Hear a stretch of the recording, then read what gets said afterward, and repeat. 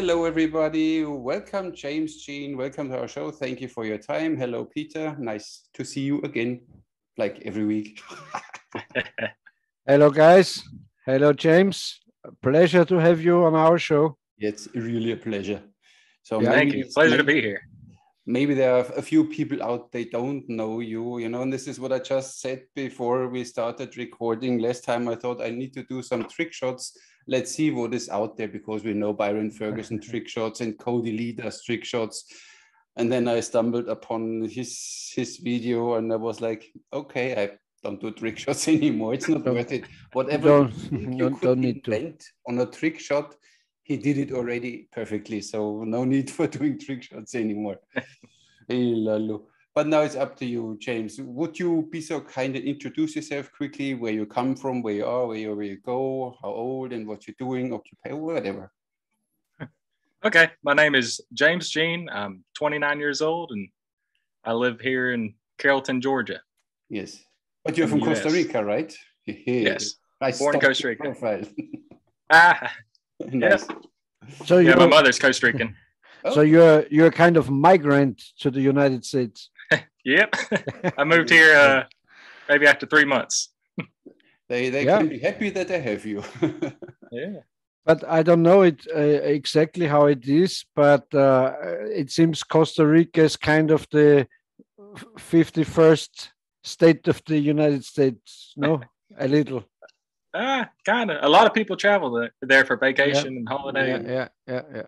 Cool. Beautiful place. A lot of influence of the United States in Costa Rica. No? Oh yeah. Now it's just from the time I've been there, and I used to go visit every year, but just now it's made for tourism now. There's a lot of hotels now, a lot of resorts, and it's definitely changed in a lot of places.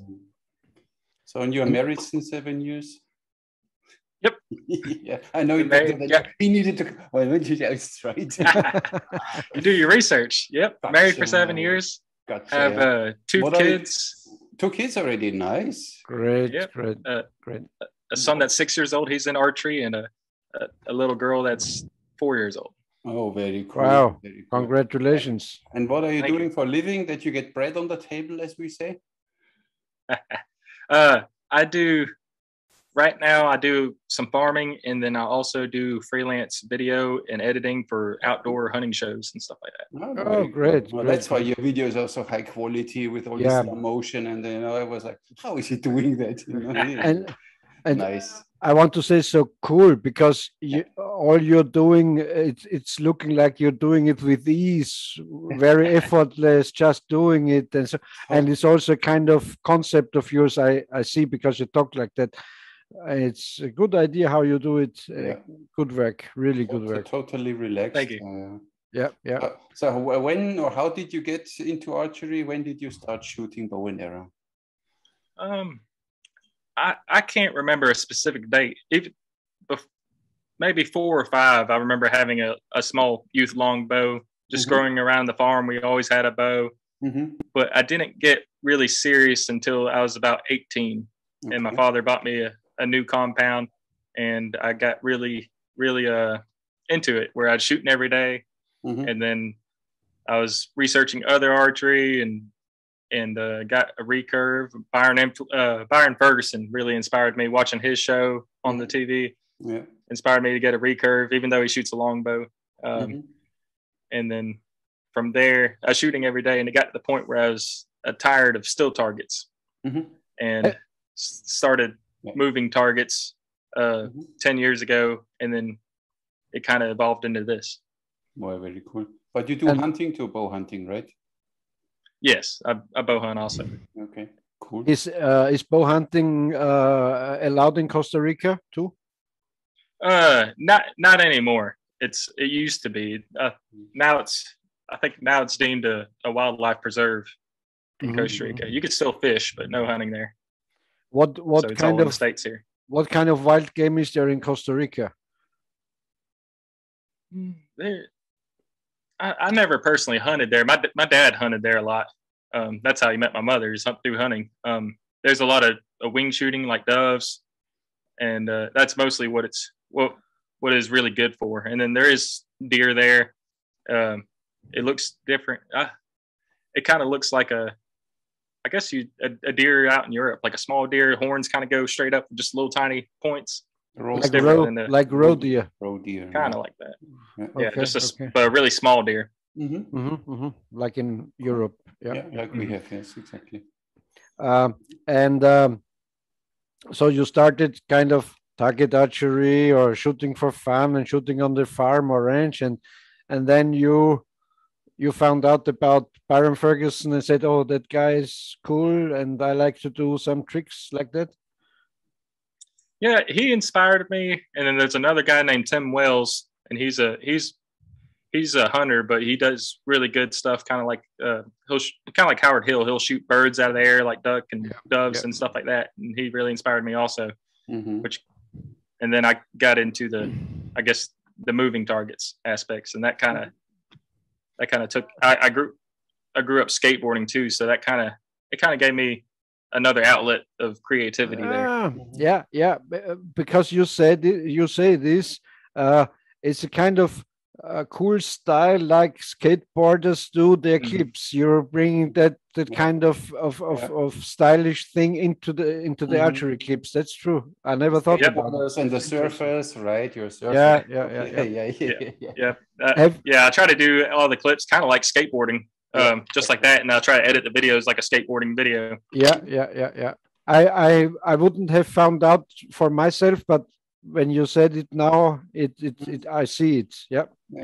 Nice. Have you ever met Byron in person, Byron Ferguson? No, I work on the same TV show he used to work on now, and he lives in Alabama, not far from me. I think it's maybe 3 hours away, but I want to meet him one day. Yeah, and just contact him. He's a really nice guy. And I don't know. It's American Shooter, this television show? It's Shooting USA. Shooting USA. Okay. Yep. Yeah. That's a great show. I also love that pistol and rifle shooting, everything they do. Yeah. Really nice. Yeah, it's great. Watching that is great. And then it's just funny now. I grew up watching that, wanting to do that, and then now I'm on that show now. Yeah, that's kind of dream, like a dream. Yeah. You know, you guys in the United States are so happy because we here over in Europe, we don't have shows like that. If here around says a guy, "Oh, I like to shoot rifles," or so, they say, "Oh, he's a militarist, a bad guy," or so. So it's a very different approach in the United States into shooting and into unfortunately. Yes, unfortunately, and it's turning into that now. Slowly. Yeah. Because of the leftists, every weapons are bad, and so it's unfortunate. Even on the internet, like they consider a bow a weapon, so they kind of suppress you sometimes. Like on Facebook, I'm not able to make any money off of the archery videos or anything like that. Okay. I was kind of stunned because you don't have a lot of clicks on your videos. You're doing such great videos, and it's not like Lars Anderson or so. It's not booming and boosting. It's very decent, no? Maybe they simply don't believe that he's capable of doing these things. You know? I was like, no way, but then he did a slow motion, and yes, he does. How can he? You know what I mean? Even, I don't say it, but even if he would need 10 or 20 times to make one of these shots and filming, he can do it. Still incredible. And there are lots of people around there never could do it. And so you got sponsored by Easton? You get sponsored? No, my only sponsors right now is Hoyt Archery and Black Rifle Coffee, as far as like the official sponsors. You know, and then I'll get Morel targets and stuff, like sending me targets. Yeah, and stuff. Morel. Yeah. And you should, I don't know if you ever were there. You should, if it's there, because they had locked it down because of Corona, you should go to the ATA show in Indianapolis. I was 2 times. I was there with Byron Ferguson, And he knows a lot of people there, as you said, Morel Targets and Gateway Feathers. And back then I had a contract with Luminox, that glowing Nox, good stuff. And you should go there because you do such a great job. Yeah, with Byron directly. You meet Byron, then you go to the ATA with him. He opens yeah. We'll see. But right now, I'm happy where I'm at. It kind of just covers, my hobby, and very good. Just, okay. I get some, creative freedom to do whatever I want. They're really happy. And I'm pretty happy too. So, and since 10 years, and you shoot every day, you say? How long do you shoot, or how do you build up your training that you get so good in these things? Tell me your secret.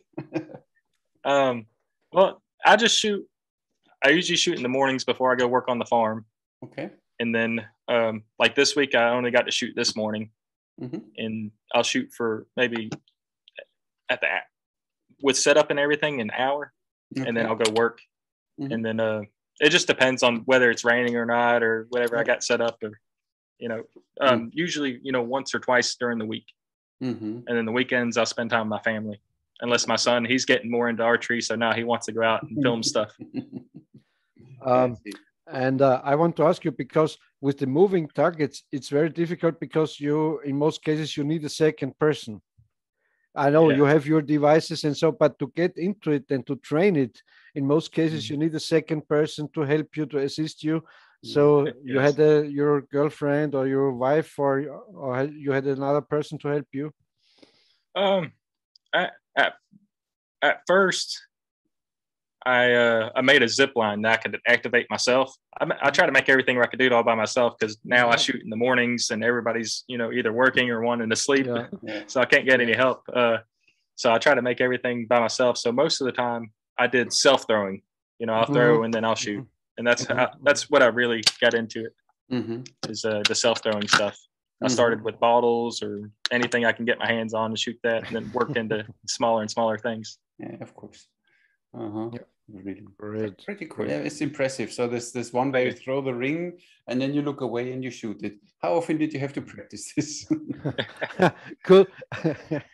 Yep. It's the secret to that one is I look at it, then I kind of have an idea where it's going to be, and then I turn away and then I shoot. Okay, you know what the ring is going to do, and then you simply, of course, this is simply turn away. But it was I started doing the no look shooting maybe a year ago.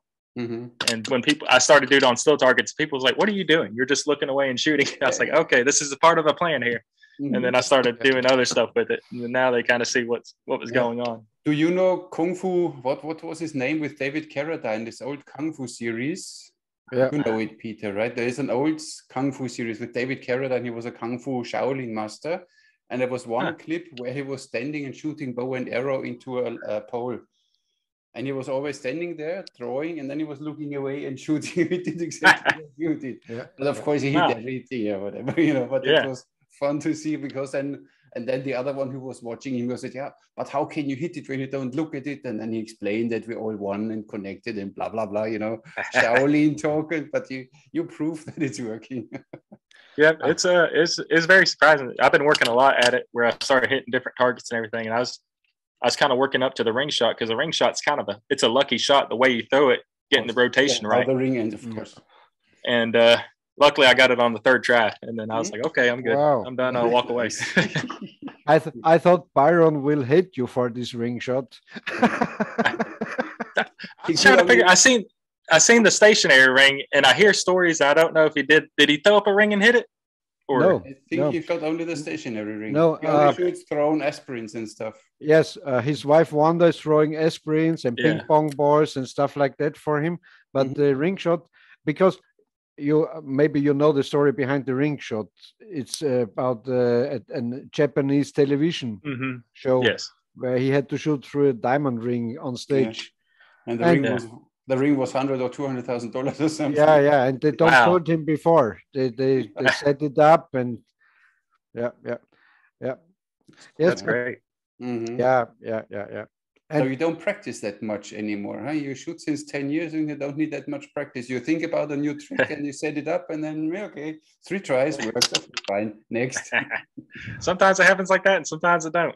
Usually I try to do a 20 shot. If it doesn't work in 20 shots, then I got to go either fix something on the target thrower or make some kind of tweaks and then come back another day. Interesting.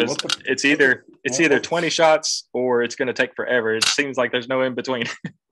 I see. But it's a good rule. Otherwise, you go gaga. You know, you set yourself a limit. Say, okay, 20 shots. If it doesn't work, I need to change something. It makes sense. Yeah, go back home and look at footage or whatever. Yeah. What's the poundage of the bow you use for these things? It's 47 pounds. 47 at my draw, and it's okay. I shoot behind the back and behind the head. It seems like a heavier poundage. It's more prone to injury, kind of that way when I do it. Yeah, 47 is way. And what I've seen, you're also changing hands. You're shooting left-handed and right-handed, no? Yeah. I'll have a left-handed bow and a right-handed bow. Yeah. That impressed me. That guy's changing the bow. That's nice. Which makes sense when you see or consider the bow as a weapon, because every weapon, even a sword, you should be always capable of dealing with the sword both-handed. When you injure your main hand, you still need to be capable of doing something with the other hand. So that's what makes sense. And for dexterity and brain connection, makes sense to shoot right and left hand. And it's wonderful because you're keeping on the tradition of trick shooters and putting archery, trick shooting, or the archery show in entertainment. Because I knew Byron and I knew Bob Mackworth. We talked before the last show with Cody about Bob. He's also an amazing guy. But these guys are very old school, like Howard Hill, and they do these tricks. But you're doing more how should I say, more fluid, more I don't know how to say it, more modern. You put it into modern days, the trick shooting. You're doing also that stuff on stage, on live occasions? Occasionally. I just done a few talent shows and a few live shows, but now it's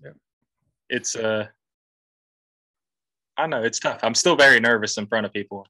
I don't shoot a lot in front of people, and it's especially live shows. I feel like I'm about to just pass out before I go on. And it's just talking and everything. Part of the package, yeah. But James, that's what I learned from Howard Hill. If you ever have in a live show a miss, it's on you to make a joke about a good joke, and so they don't know, was it on purpose or is it accidentally or so. So make sure if you're doing a live show, you have a kind of microphone so you can talk to the auditory. So if something happens and you have a good phrase, you have a good joke, that story about Howard Hill, and he had a bold guy tossing stuff in the air, and he said he missed, and he said, oh, that bald head, the sun reflected on the bald head, so he couldn't see the target or something like that. And that was his joke about it. Yeah, that's what I need to do. It's just, I wish there's a way I could shoot more in front of people where I can get more comfortable with it. But now it seems like it's so far between. It'll be 6 months or a year before I do another one. And every time it's like doing it brand new again. Yeah. And I get so nervous. I can't think. It's like I'll talk to people. I'm like, what was I going to do? I know. And it's, you have to totally switch. You have to switch off your kind of brain, and you can't switch it off because if you have to say something or making a joke or an explanation, it's very difficult. That's true. That's true. But you get into it. Sure. That's why entertainers earn such a lot of money, because they can do it. They can do it. Yeah. That's the difference, because last time I read a post, why is a nurse saving life only getting whatever $1,500 a month, and the entertainer gets whatever hundreds of thousands a month because he entertains the people. And that's why, because this is a skill and people always think it's so easy, then I do it on a stage and stand on the stage, and stand in front of cameras and stand in front of 1,000 people and perform whatever you perform. And then you see how easy it is, Yeah, it's tough. It's one thing to be an archer in your backyard, but it's another thing to do it in front of an audience. Exactly. Yeah. And for this couch watching these people in the talent shows, they care about how they walk and how they present themselves and how they talk, and it's an all around performance, not just shooting. Yeah. And in television shows, and so you have to be very aware because they like to talk you into stuff you can't do and something you have to protect yourself. You have to stay distant from the television guys because they always like to make you look bad in some cases and so on. You have to be very careful about that. And what I wanted to mention is no discussion about Howard Hill's abilities to shoot the bow and arrow, but I think even better than an archer, he was an entertainer. He could talk, he could make jokes and fun, and he's telling stories, because if I'm right, he started when he promoted his Tembo movie. So before the movie started, he was in the cinema theater, and he made his tricks on stage and talked about his longbow and his arrows and so on. And then the movie started, and so he promoted with his trick shooting his movie. Yeah, he's a great archer. For sure. That would be the other thing, that he goes into movie productions. There's the next level Robin Hooders. It's all CGI. No, real ones, not the CGI crap. James, you know the story, because Howard Hill wanted to make this Tembo movie, and he hadn't the money for making the movie in Belgian Congo and so on, and he asked Errol Flynn to lend him money for doing this movie, and all the friends said to Errol Flynn, "Don't give him the money. The movie will not be successful. You never will get your money back." And then Howard took care, and it became a good box office hit. And he walked to Errol Flynn. I don't know. I think it was about $120,000 or so, and he wanted to give the money back to Errol Flynn with how you call it, interest. With interest. Yeah. And Flynn said, no, I gave you 120, and that I want to get back, and I need no interest because you're my friend. And if you have friends like and also Errol Flynn lent his yacht to Howard Hill, so he could make these fishing movies, and so. I always like stories with friendship connected. Men who trust each other. And it's time that we get friends, Peter. I just never going to happen. I just need 120,000. The thing is, Peter shoots three finger, I shoot thumb release, so we will never be friends. We can't be friends. Not going to work. But on the other side, my first bow I shot three fingers 40 years ago. Wow. Yeah, but now I'm here and I shoot thumb release. Yeah, that's great. I've been trying to play around with thumb release. I can't get it quite. I'm not quite comfortable with it yet. It's completely different. It's a different setup, so it's unnatural because you can't the bow in the wrong direction. No, you don't. And you don't. You do. Why do you get this always? You always tell me you can't the bow the wrong. It's not true. I can hold the bow, I can't the bow in the same direction as you can't your bow. And then the arrow is down there, not here. Yeah. Seems like you put pressure on the arrow that way. You hold it with your index finger in place. It's even safer because you hold, even when you move, the arrow stays on. I don't have to hold the arrow here or something. I also don't need to hold the arrow. Yeah. See, told you we will never be friends. That's great though. It's fine. It's fine. I don't have friends anyway, so I don't care.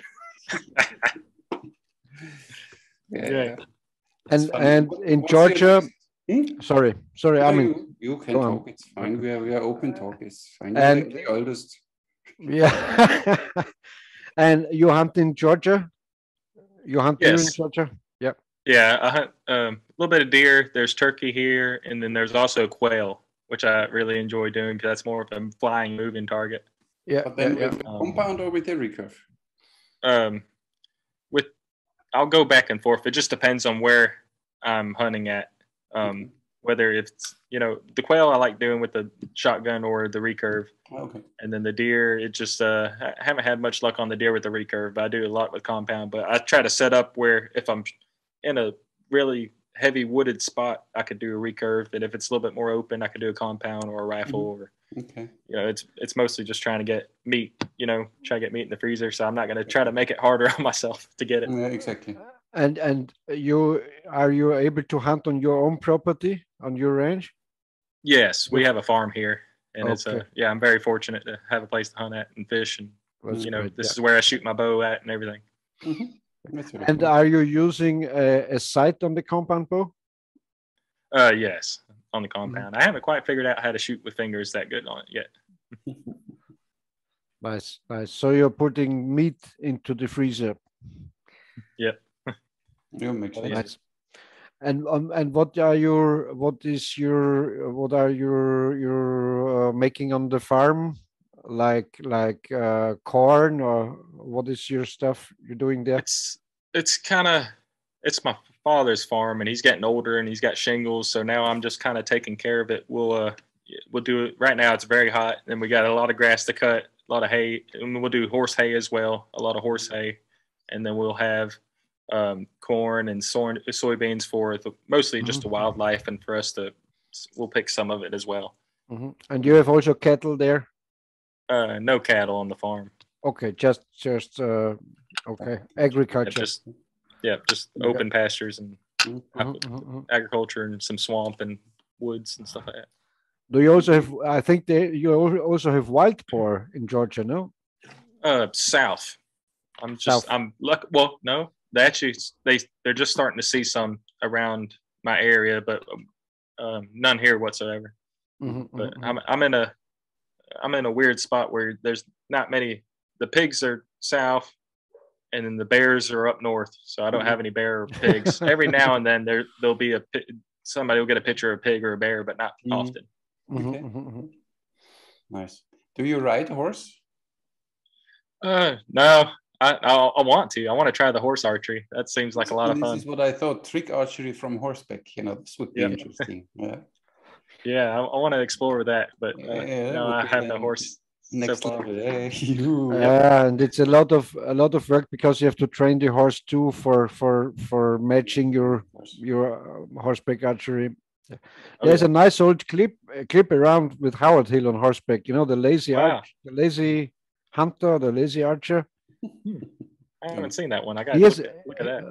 Watch it out. It's in my opinion, he had that. The name of the horse was Trigger, in my opinion, and it was the horse Vivian Lee rode in Robin Hood, and then Roy Rogers bought this Hollywood trick horse, and I think that's the same horse Howard used in that movie shot. Yeah, for sure, well trained then. Yep. Name was Trigger. Yeah, but I mean, when you have a farm, you have everything. You can provide everything for a horse. So simply get a horse, train it, and yeah. Yeah, I don't know if I ever own a horse. There's a lot of trouble. If I could, I need to have a friend that has a horse. Get a big dog, then it's fine. It's a complete new chapter of work if you like to put the horse into the show or into the shooting. Yeah, it's a lot of work, a lot of time dedicated for a horse, and have something around here for it. And I really want to try. What's your next trick shot you have planned? What's next coming? What can we expect from you? I just feel I do a lot of tricks where I film it and then I'll post later in the future. But let me see if I could find the one I did today.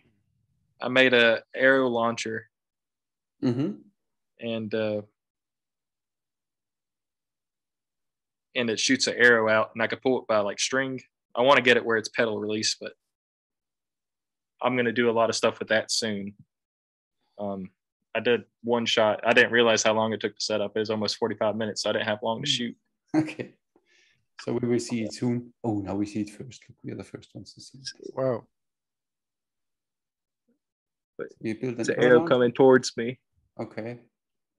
And then you shoot the arrow. Shoot and split the arrow. Nice. That's the one I did this morning. But I'm going to do some more stuff where it's, going right to left to right, going straight up and straight down, stuff like that. Just the new stuff I could do some new tricks on. Very cool. And how many cameras do you use? Trying to figure out how many. Most of the time I use 3. Mm-hmm. And then it just depends on what I'm doing. If I want different angles or whatever. It's just the way the internet now is. I like to film. I film everything like I'm filming a YouTube video, even though I don't make that many YouTube videos. I plan on to soon. Mm-hmm. But on Facebook or Instagram or whatever, a lot of people want the vertical video too. So I got to film with phones also and all that stuff. So I'll film at least one phone, sometimes 2, and then I'll have the slow motion camera and then my DSLR. And then I'll have a little GoPro sometimes I'll use, and then I got a drone too. But now it looks like you can't really use a drone anymore to film without having a pilot's license over here. I got an idea, because you were into skateboarding. Instead of the horse, you could use a skateboard. Yep. I want to. I need to. I've been wanting to make some stuff for it too. It's just it could be fun right now. I need to find a good place where I could skateboard and shoot a bow and not hurt anybody. But hard to find that balance. That would be an interesting show too, when you have like kind of a half pipe or something on the stage, and you perform your stuff, and then you shoot something. Wow. Yeah. Fancy. Yeah. People like that, Yeah. Very cool. Yeah. And nice.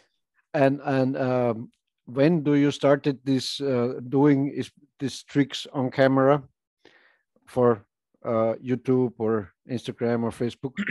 I done my first one maybe 9 years ago for YouTube. Wow. I think I took, and then since then I started working with the television, with a hunting show, and the guy I think I showed him that YouTube video, and he's like, "Oh, you got to do something for the show." And then I kind of stopped doing the internet stuff and went to television and started doing shots for him.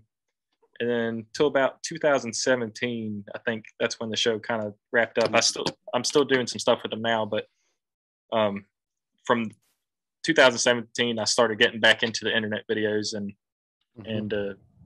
it's mostly Facebook. Like I have a Facebook page, James Dean Trickshots, and then I have like Instagram, and then that's the two biggest ones I think right now. And then I'm trying to get more into YouTube, but I haven't quite figured out how to do it right. YouTube, right? And you upload every week 2 videos. It's fine. Yep, I try to do at least 2 or 3 a week, and then sometimes I forget. It's a lot of work sometimes with the social media. I know. I mean, I'm sure you know. Of course. And did your wife or your girlfriend or your relatives, when you started doing this, made they fun of you, or did they recognize you doing it seriously, and it would be a thing who leads into a future job or so? Now they're starting to realize it. Earlier they just thought it was normal. They never really pay attention to archery. I was like, "What are you doing?" And then people started coming up to them and talking about it and all that stuff, and then they started kind of putting things together. So they don't took it seriously before other people told them, "Oh, that's fun what you're." Now he's now they take them seriously, of course. Yeah, and it's funny too, because I didn't really tell anybody. I just started posting videos about it, so they just thought I was just going on the farm and doing whatever, just going to go shoot whatever targets, and then they started seeing the videos like, okay, this is what you're doing out there. Of course. Is your wife shooting too, bow and arrow, or not? She has a compound, but she doesn't shoot often. Okay. Why that? She's with my daughter most of the time. Busy with the kids, yeah. Okay. Yeah, and then my son's starting to get into it. I just bought him a new long bow, and it should be coming in the mail sometime this week. He shot a little small, a cheaper bow. I just want him to try it and to see if he was interested, and Okay. he's really happy with it. Now he just wants to make videos and all that stuff. So now he's getting really good. He could do disc in the air, and he's shot a clay and moving balloons and stuff. So he's getting better now. You know, what I always said it to Byron, he should, his grandson was also shooting with a little bow when he was, I don't remember his name. And I said, Byron, you should make the same outfit you're wearing for this little guy. Exactly, so it would be a miniature Byron, and you know, you will win all hearts on stage and in every clip if you have a miniature of yours. And he shoots on a balloon or something, whatever, you know, then everybody. Even if he misses, it doesn't matter because that guy would be so cute, that little guy. So I think it's a good idea if you reproduce your outfit and you have the small guy doing this with you together. Do you have a certain outfit you use now all the time for stage work or something? No, you should maybe think of it. Yeah, because you're a brand, you know, you need to sell yourself as a brand. So you should, like, I don't know if you know Peter's shows, he had always this khaki thing and with this orange scarf matching the colors of the fletching. And then you have this recognizable thing when you see a photo, this Peter, you know, then, or the Bowman. And then you get it. Think about, you know, you just can learn from the best. And I thought, okay, Howard Hill wore this khaki outfit sometimes, or even Byron, or I think about Elvis Presley. You would recognize Elvis Presley just by his silhouette because he had these cool stage outfits. So you would know him even just if it's just a shadow. And I think that's very important. If you consider doing this more with shows and stuff like this, you should consider it. I'm still trying to debate whether I want to do shows or not. I'm still thinking about it. The more you do, the more you will love it. I like it sometimes, and sometimes I don't like it. And the problem, as Peter said, is really Byron Ferguson is in an age he might not do it very long anymore. You know, there's not really a lot of new young guys out there that do this stuff. I mean, we have a lot of good archers for every different. But show archers, there are not a lot out. So I'm not aware that we have good show archers around there anymore. So somebody needs to keep this, you know, and carry on. The spirit. Exactly. I'm still trying to figure. I need to find some stuff out because just a lot of the, you know, I've done the talent shows and that's really short stuff. You know, the talent TV shows, and then I do the live shows. That's long stuff. And I'm still trying to find a balance because I want to try. I'm doing a lot of different stuff on the show, and it takes a lot of setup and running around and moving balloons here. I want to curve an arrow, or I want to shoot something out of the air. I'm still trying to figure out that balance to make everything quick and to pack it down and to put it up quickly. And I still haven't figured it out. Last time I went, it took me like 3 hours to set everything up and get everything right. So I need to, and then you know, having a trailer to make everything go around. So I got to figure out something simple and quick to do. And you know, you can't do it without at least, I'd say, 2 assistants.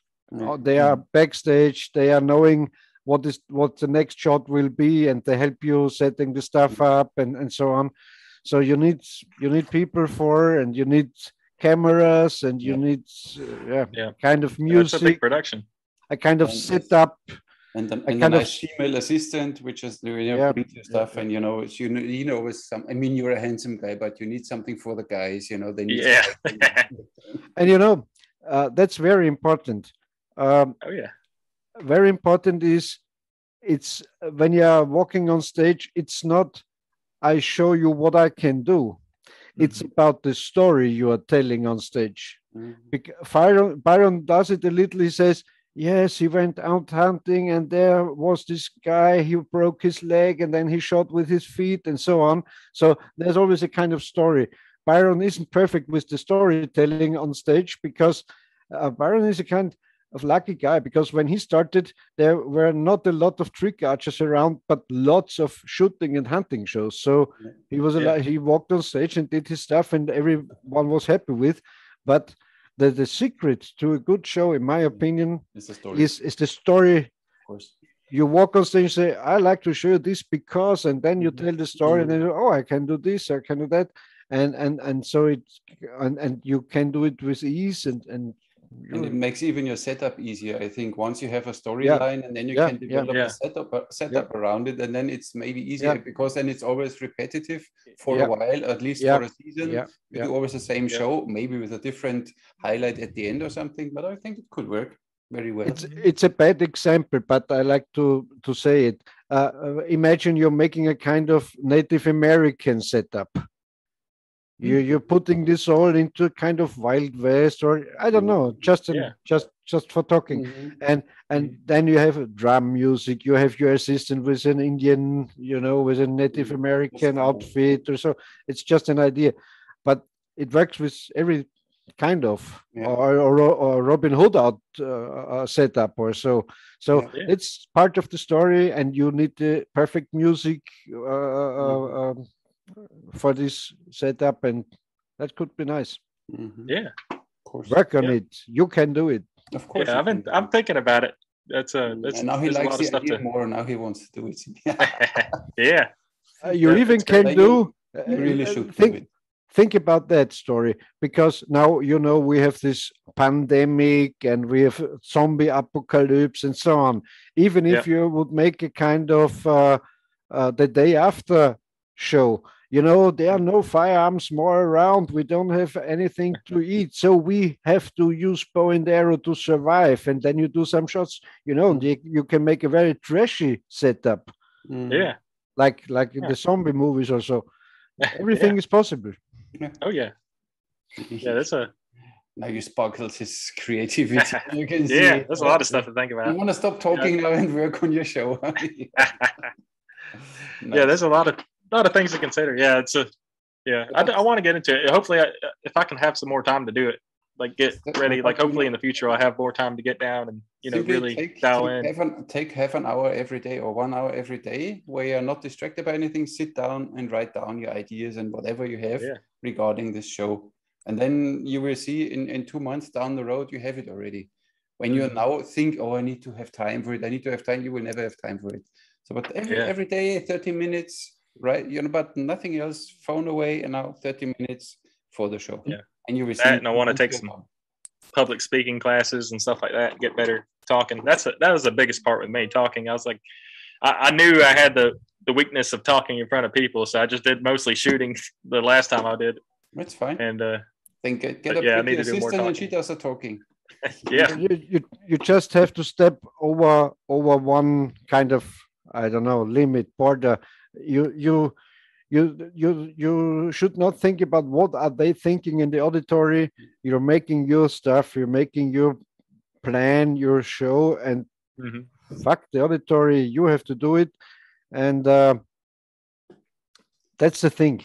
But as you said, if you just do it half a year, 6 months, and so on, you get out and you get in, and so that's difficult. Lack of routine. Yeah, it's tough right now, especially with the pandemic. They're closing a lot of the live events and stuff like that. Yeah. And I also want to say this. I learned, maybe if you watched our shows, I mentioned it before. I learned a lot from stage magicians because they understand the core of an act, of a trick. So you have to surprise the auditory, the viewers, because if you throw a tennis ball in the air and shoot it, yes, he shoots a tennis ball, no problem. There we are back at the story. And if you can make a joke, if there is another, as I did with the balloons, if there's another balloon in the balloon, you did it also. There's a kind of surprise. There's a kind of joke inside, a little joke. And you always need kind of surprise in the joke in every shot, in every act. And that's the most important thing, because the auditory went to the show and thinks, okay, that guy is a good shot, of course. If he wouldn't be on stage. He wouldn't be in the show. So that's not the surprise that you can hit the ping pong ball. The surprise is if you put the kind of point, a kind of joke, a kind of surprise. You throw a inside tennis that ball tree. in the air, and you a hit banana comes down. You know, like Yeah, like we talked before. Yeah, you Yeah. throw the tennis ball and the banana falls down, and you shoot the banana. Exactly. Then you say, people "Oh, like, what happened?" Yeah, exactly. Yeah. Yeah. That That's a are lot to that get at. kind of simple tricks, you know, Yeah. because Mhm. if you're throwing the tennis ball, the auditory, oh, tennis ball, and if a banana comes down and you shoot the banana, Mhm. they have to laugh. They have to, Mhm. they will love you because that's fun. That's Mhm. just Yeah. a joke. Yeah, that'd be good. Yeah, and you Yeah, have you got a already lot of good advice. You have already Thank so you. many things, you know, shooting around the corner and stuff like this. So you can include everything you have on your skill set already. You simply build a nice story around, and always surprise, as Peter said, surprise people that they expect an outcome, but then it's different. Of course, they expect you to hit, Yep. but then the result is still something different. It's Yeah. like stage magicians. This is really where you can learn the skill. There's a good movie. It's a Masters of Magic with Christian Bale and David Bowie and so on. It's a nice movie about stage magicians, and there is also Michael Caine. You know, that old English actor, Michael Caine. And he's the guy who is inventing the tricks for the magicians, the mechanical devices and so on. And he explains it in that movie. And there, I got it. He said every trick contains in 3 phases, 3 stages. He says at first there's the pledge. You're pledging something to the viewers. You're taking a set of cards and show the set of cards. I show something with the cards. He explained it with a dove, with a white dove. I'm making a trick with a dove. Then he puts a kind of scarf over the dove and throw it away, and the dove is gone. And that is it. That's the turn. That's the trick itself. The dove has vanished. Okay, so there could be the end of the trick. You have vanished the dove, it is gone. Okay, but if the dove comes back from another place on stage, it isn't the same dove, of course not, with a stage magician. But then and the movie is called like that, the prestige. That's the kind of solution of the trick, the surprise. They are not surprised that you are able to vanish the dove, but they are surprised if the dove is sitting on your shoulder then, or like that, you know. And that 3 phases, if you know about that, every trick should be a kind of modular system of this, that 3 stages, 3 phases of a trick. That's what I learned from this movie. Yeah. So when do we see your show? We all come. We book a flight now. We need to put a bit pressure on you. Yeah, that'd be great. Yeah, that gives me a lot to think about. Yeah, of course. But then you need to see if it would be easy, everybody could do it. That's why it's a little tricky, and it takes a little brain and a little preparation. But you can do it. But if you're thinking about, we talked before on the last show, if you're thinking about I show the auditory what I can do, you're lost. Because of course you can do it. They are here because you can do it. Yeah. But just when you surprise them, then you're the guy. Yeah. Yep, and that's what I'm definitely missing out of everything, I believe. I talked a lot about with Byron, but Byron, you know, he's that guy who says, "Oh, for me, that stuff works. I get my money for what I'm doing, so it's okay." He doesn't think a lot about it because he don't need to. But if you like to take the next level, the next step, you have to do it like that. And I'm sure, as far as I know, Howard Hill always told stories for every shot he did on stage. Yeah, that's great. That's what I need to do. I think that would work out better for me, because every time, basically when I was doing live shows, I was losing money because I spent so much time beforehand practicing I'd practice 40 shots for one show when I could just go back and do 10 or 15. I could just focus on them shots and be, better, and then just concentrate more on the story and Yeah, the yeah, yeah. overall On performance. the outfit, on the setup, and everything. Yeah. On the assistant and so on. Yeah. Yeah. And you know what? When I was invited to China to the television show, and so there's also that giveaways. You need a kind of autograph card with your picture on.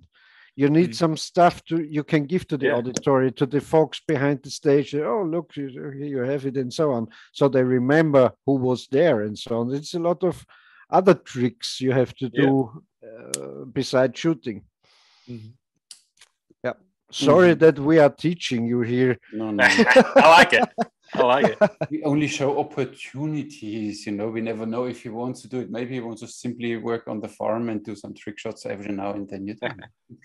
Yeah, That's great, never know. But I'm happy where I'm at now, but it's always nice to have an option to get into it. Like, I mean, I always think about the live shows, and hopefully, if there's more, I mean, right now I get a few offers here and there, but if there's more, once I get to the point where I'm getting more and more offers, then I'll get more serious into it. Where I can make something out of it. Because right now it's like I get And you know, offers and they tell me the money. And then Imagine it's if time you to- have now a storyline, you know, as we said now, and you have a story Yeah. and you can sell this story, then even way more people want to book you, because it's not okay. We book an amazing archer and we don't know what to expect when you tell them, okay, this is the day after, only zombies, no firearms anymore. You know, how will it be? I will show you. You know, and then sparks interest of people, and then they book you more, I guess. So.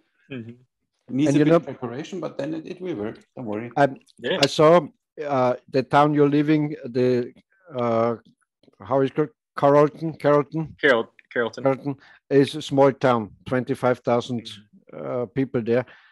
If you have a town hall there, and you have to watch or to look at if you could do a show there on stage, like a rehearsal for other stuff. You know, there would be, and think about that story. Think about that. You're going on stage, walking on stage and say, you know, I was in that television show and that US shooter show, and I was there in the talent show. And you have, for every show you've been on television, you show them one shot out of this show, and you have the story for the shot, and you can tell them in your hometown what you have done and so on. Not bragging, but telling and making jokes. Let's see if I can do it again live on stage, not on television, live on stage. I will try to do it and so on. And if you practice like that, then it's a kind of rehearsal for a bigger show. Yeah. Because there you have people around, they like you because you're from that town, and they know you maybe from television or somewhere. And so you can check it out, what works and what will not work. Yeah, that's a great idea. Yeah. I didn't even thought about that until now. They do have an amphitheater in the town. Yeah. And even if they don't pay you, if you're making that on your own effort, you're making the invitations and you're making a kind of promotion and so on. But if you have the opportunity to do that in that amphitheater, that's experience. Yeah. And then you're not far from home. It's not so difficult and so on. I would try this. Yeah, that's a great idea. I like that. I never even thought about that. I can get into it. And you need a good still photographer with you who making good still pictures, and your 3 cameras set up there. And even if you don't have the best camera shots, but you have a kind of stuff you can edit together, and you have the stage show on video. Exactly. Yeah. How long are usually your shows that you did? Do you still do them? You know, because of Corona, there's absolutely nothing. And in Germany and in Austria, there are not a lot of hunting and shooting shows. So you have to be happy if you get invited to a fair, you know, a kind of weapon show or so, and you can do it. You don't need to make it longer than 30 minutes. Okay. And if you make 30 minutes, if you make 12 to 20 shots and you have a good story in between and surprise the auditory, you have won. Yeah, that's great. Yep. How far do you live away from each other? I live in Malta. This is a small island south of Italy in the Mediterranean Sea. So it's Oh wow. 4,000 kilometers away from him. Okay. We never met personally. No, Ah. no. But in his homeland, in where he used to live, it's not so far. It would be about 3 hours or so. Yeah. 5 hours, 4 I hours. I live close drive. to the border of Austria. Yeah. Yeah. Yeah. I always wonder where you live because I watched their videos quite a few times. It's a very small island. It's only 400,000 people on this island. Wow. It's an independent island. It's a part of the Yeah. EU. Yeah, it's nice here. The weather is now just a bit hot, yes. Yeah. But it's, Here it's cool. Yesterday and today it's cool. It's about 20 degrees. we have again 34 or something today. It's Celsius, not Fahrenheit. And in Georgia, there's hot. No. Yes, Hot. very hot right now. Very humid. A lot of humidity and moisture right now. It's like you could look out the window and start sweating. It's so hot. The moisture is the problem. Yeah, it's even here. It's Yeah. not the heat, it's this humidity, and you can't breathe. You go out and you sweat. You can't do anything. What is the typical or favorite food in Georgia? We're more known for southern food, I guess, is like the fried chicken and the grits, and sweet tea is a popular drink down here, sweet iced tea.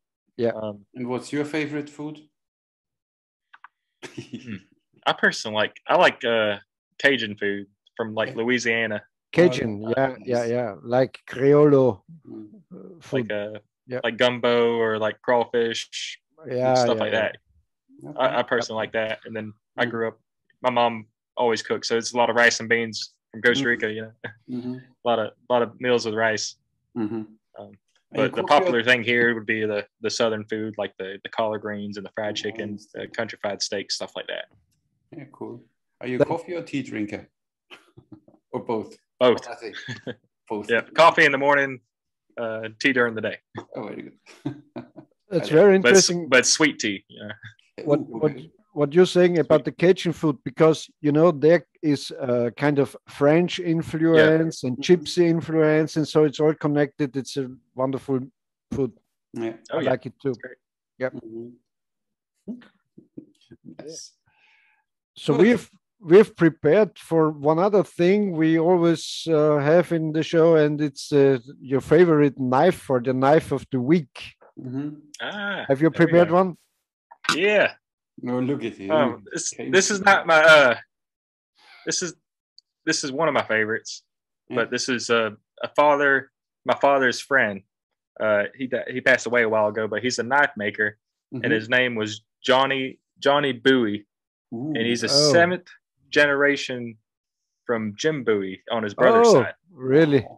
And was a knife maker and made the original Bowie knife. He still makes knives now, but it's kind of cool, and is one of my dad's childhood friends, and he was friends up until the day he died. But he made us, most of his knives are in a glass case over here.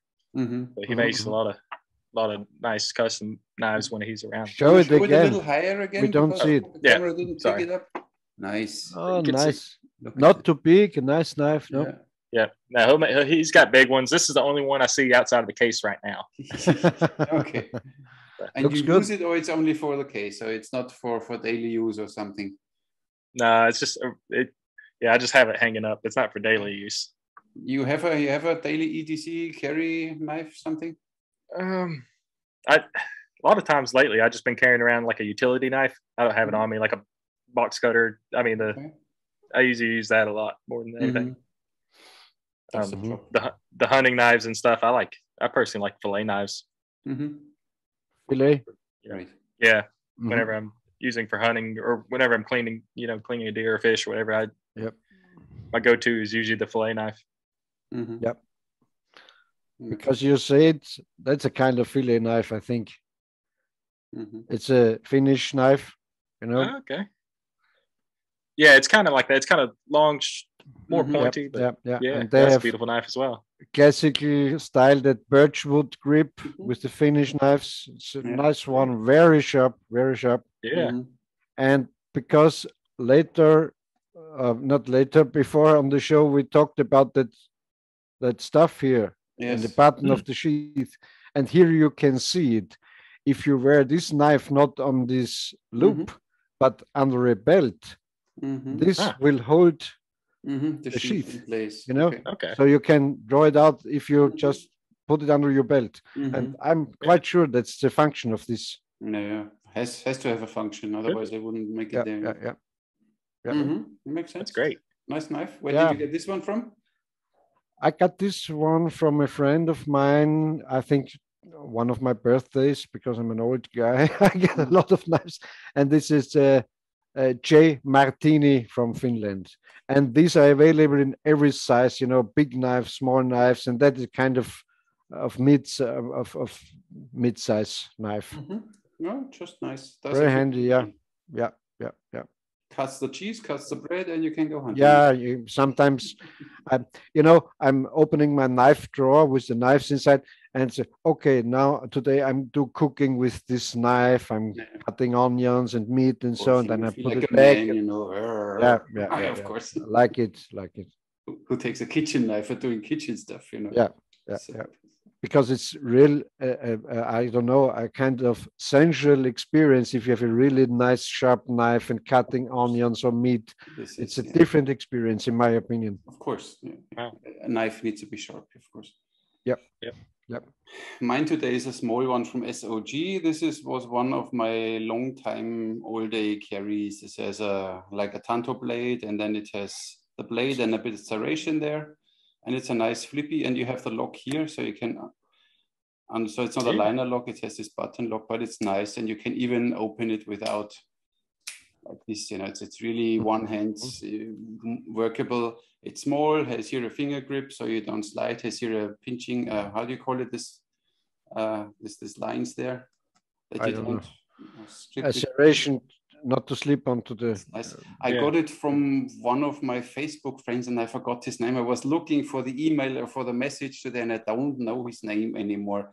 He had a big one and a small one. He said, "Oh, you always have knives. I send you one." And he simply from America, he sent me this one. So looks good. I had to say it. It's a bit blunt. I need to sharpen it again, but it's in my box. We don't see it that it's blunt. Exactly, but I tell you because I'm an honest person, Yeah, that's the one for today. SOG. It's the mini X-ray something. Quite impressive, and you see the quality of SOG. There is no wiggle, no play, nothing. So it's simply quality knives, and lightweight, still lightweight. So I like. Very everyday knife. I don't know where my box is now with knives. But I don't know. I'm not the biggest fan of these tanto shaped blades for using.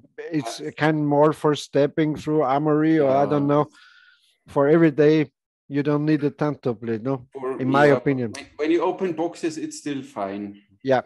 But still there, I like, this is not my favorite blade design. Yes, I like more like this the finished blade, so they this nice and round. They're easier to manage. You can do more things. This one limits me a bit in. Once I had a SOG like that combat folder, like a dagger. It was also a very nice knife. Yeah, I gave it away some years ago. Yeah, this is great. They never last forever. They sometimes come and then they sometimes go again. That's life. And James, you're collecting this Bowie knives, kind of. It's more of my me and my father and my brother. We all have some of his knives, but we just we keep them all here. We got like a. It's hard to. Complete wall I'm trying to figure out how to show it. It's right there, but I don't know if I can move it. Right there. No, you need to show us. Come on. Yes. Computer, break the house down. Something.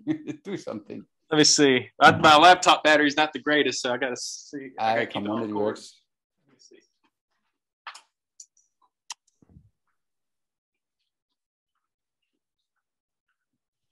see. Now he left us. Yeah. I'm right here. No, it's okay. I'm just complaining for no reason. I see a lot of nice trophy mounts here in the background. Yeah. My father was a big hunter.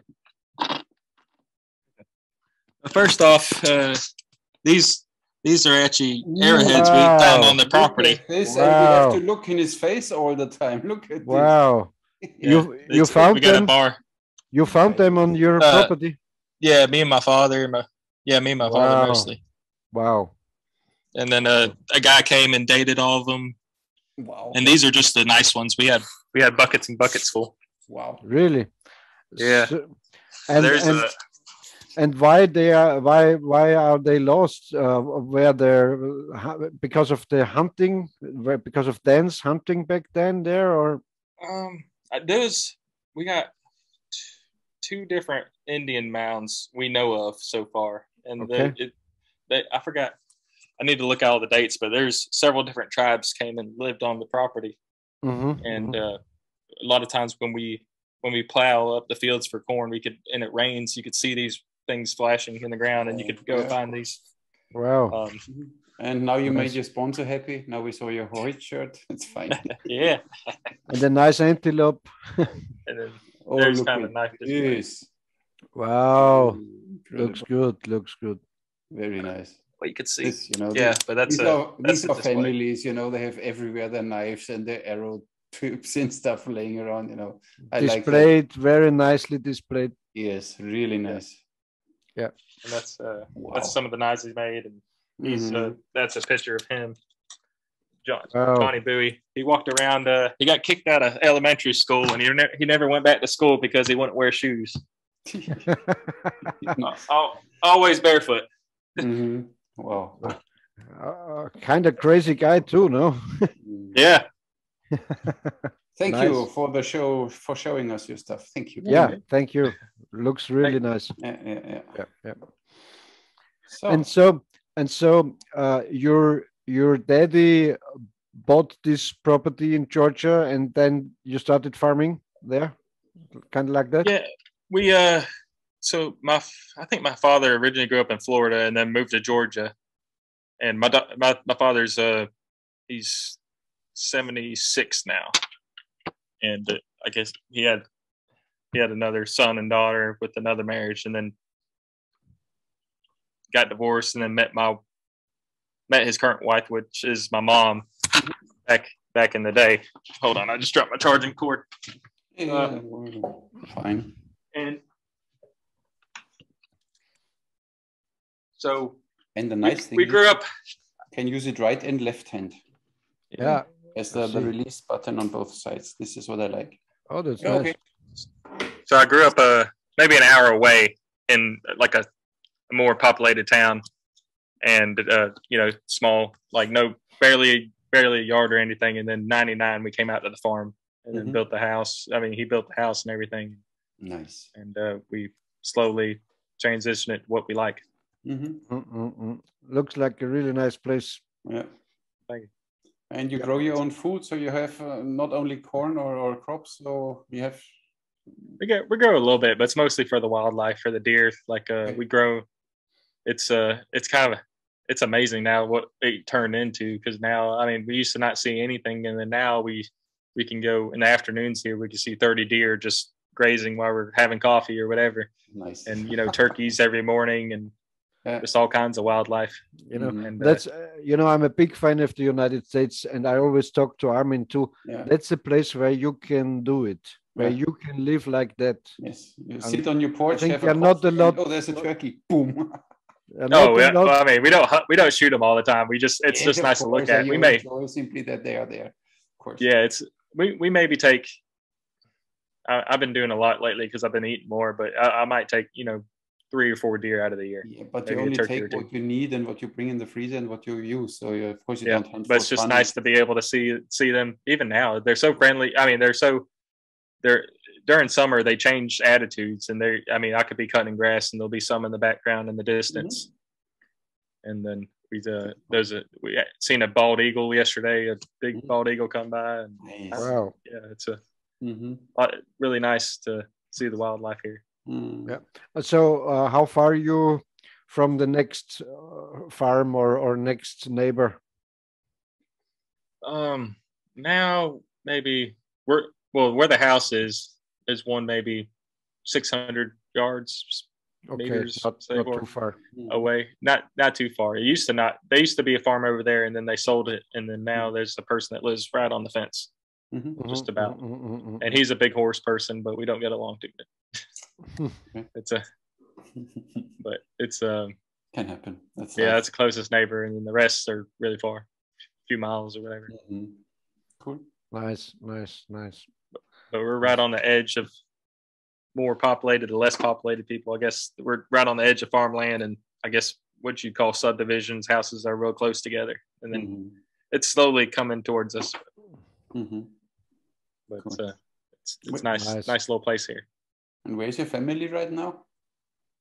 I'm in the basement, but I live 20 minutes away.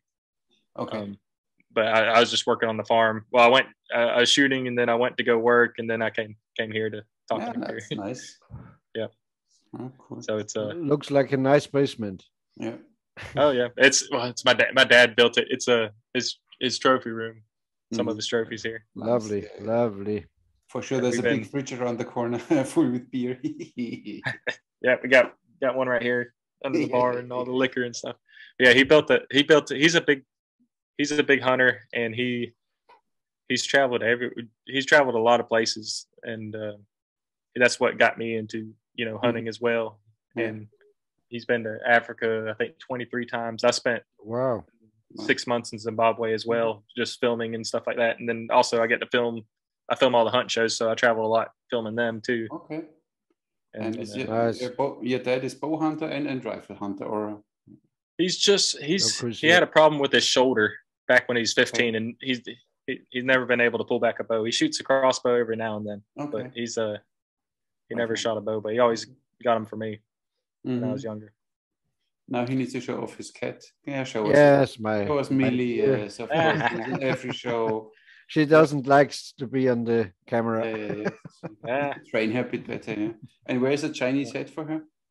Oh, I have it over there. I train with her because she doesn't like wear it. Like to wear the Chinese hat. Get some cardio. Yeah.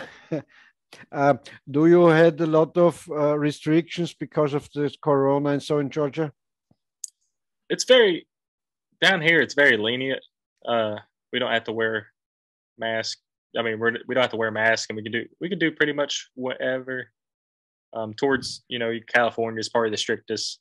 Yeah. And out west there, it's but we're good now. I never caught it. I had a few friends that did have it, but nothing serious. I did have actually the person that done the taxidermy. He passed away from COVID, but he had other conditions with it mostly. And but it's pretty good now. But I don't know what's going to be in the future. They're talking about mandating the shot and all that stuff. Yeah. And how about the vaccinations? Do you have a big campaign for vaccinations over there? Not really where we're at, but all over the internet and all that stuff, they're pushing for it. But it's I don't know. I wish I haven't took it yet, but I'm not against anybody that wants to take it. But it's like at first it's supposed to cure corona or not supposed to get it. Now it's treating it, and then now I know more people that got COVID that had the shot than don't have the shot. Yeah. Same here. Because their immune system is ruined now. Yeah, of course. And it's kind of a wish, but if they make it where you don't get corona, I'd be happy to take it. Yeah. You know what? But I always say back then our fathers weren't afraid from a bullet, and we're afraid from a virus. Yeah. It's wild. Yeah, but it's simply, this is mainstream media made. I was yesterday invited to a barbecue, and then we had a nice talk and blah, blah, blah, and fun. And then, of course, the topic came to COVID, and then they are all vaccinated, and I'm the only one not. Oh. And then, where did you want to go? I said, I want to go to Austria, but I can't come back because Malta has a restriction. You can't come to Malta if you are not vaccinated, or you need to go 2 weeks in a quarantine hotel and pay 1,400 euros for it. And then, when I said, because I'm not vaccinated, there was 5 seconds of silence, and they didn't know how to deal with it. And then, blah, blah, blah, blah, blah, like, I'm an outlaw now. I feel like really like a pagan. It's wild. But you could still, even when you're vaccinated, you could still spread the virus. Yeah, of course. Yeah, I don't know what's It the deal. doesn't change anything. Yeah. But this is people refuse to acknowledge this, because I don't know how how mainstream media made this happen in their brains that they don't see this. And if the vaccination is that nice, that good, I shouldn't be afraid of unvaccinated people because I'm vaccinated. No, what's the problem? Vaccination works. You don't have to be afraid of unvaccinated people. Yeah? Absurd. Yeah. But a year ago, I was doing a TV show, and it was a talent TV show, and everybody's from California, and they couldn't film anywhere except Georgia, and they came to Georgia. I was 2 hours away from here. I had to go down there. Well, I had to take a test, and after 2 weeks, I can go down there. We tested every other day, for a month. We had to stay there in quarantine for a hotel for a week, then start filming and wear face masks and face shields and all that stuff and not separate from each other. It is too much, way too much. Yeah. Crazy. And that's why I haven't been doing talent shows since. And they're filming right now. I just drove by there the other day, and it's the same thing. Yeah. They're still doing it, but they're from California, and they have it's evil over there. Yeah. And they're because of the television production, and there one thing leads to the next, because the insurance company wouldn't accept making this filming without the face shields and so on. It's kind of wants to take responsibility for chain reaction. Yeah. But then when you see all these irregularities which goes on, that you still can get it even if you're vaccinated and whatever, blah, then you see that it's not about COVID, not about the virus. It's about something bigger behind. I mean, every normal thinking person right now, when can you do a little math? You should see that. But people, I don't know. Yep. It's amazing. I only made a post 2 days ago that they had to keep the state of emergency of the pandemic. They need to keep the state of pandemic, none regards of which numbers, because if they would declare the pandemic over, the vaccines only have an emergency approval only because of the pandemic. So if they would declare no pandemic is over, you could not use these vaccines anymore. So of course they have to keep the pandemic alive. At every cost. And then there was directly someone answering, "Oh, what a bummer. I wanted to become your student, but with this mindset, I don't want." And then discussion started down there. It was like, holy crap. And there's another kind of devilish effect with this, because they are nice people. They went for vaccinations, and then they meet another guy, and he says, "Oh, that vaccination, I don't know, is it sure, is it true, is it so?" And so it's like if you want to scratch on their religion or on their belief system, if you say, "Are you sure?" They have to say, "You're stupid, you are a corona, I don't know what, you're an anti-vaxxer," whatever. They have teams now. And they really managed to separate. And they politicized it. They politicized it because the right-wing people, they are against the mask and the vaccinations, and the left-wing people, these are the good ones. They like to carry 3 or wear 3 masks and so on. Yeah. And you know what?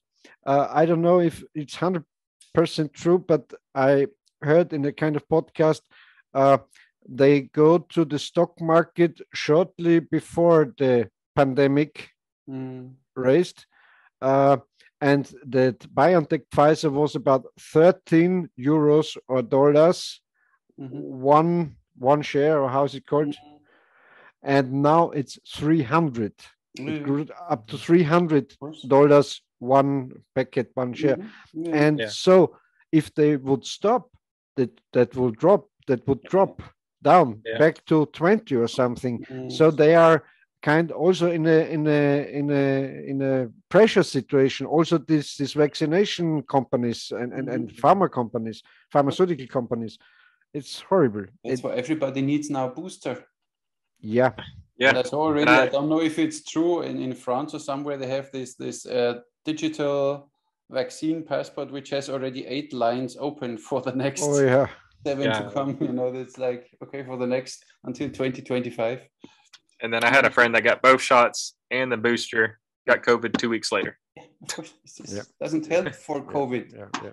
I mean, if people would realize that until now they didn't isolate this complete virus, this complete thing, they were not capable of, because it's simply a flu virus. But since on the other hand, I'm thankful for this corona stuff, because since I got into that stuff and did a little research, I'm more skeptic against other vaccinations too, because maybe it's with measles, it's the same. I don't know. I don't know how many cases were there really. And you need to rethink way more things. Maybe the Earth is not round. Maybe the Earth is flat. Yeah.